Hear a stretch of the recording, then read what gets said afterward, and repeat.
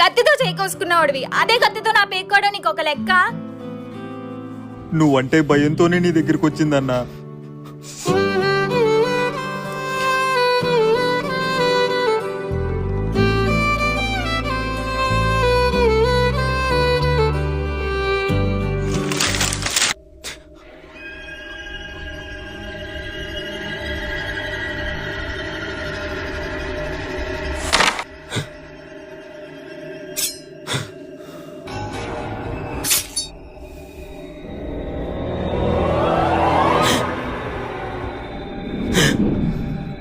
మీరు పరిగెట్టినప్పుడు గాజుల సౌండ్ వినిపిస్తుందిరా.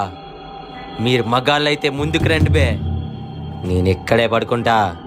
ఈ శివనాన్ని చంపాలంటే మగాళ్ళైతే సరిపోదురా, మొండోళ్ళు అయి ఉండాలా.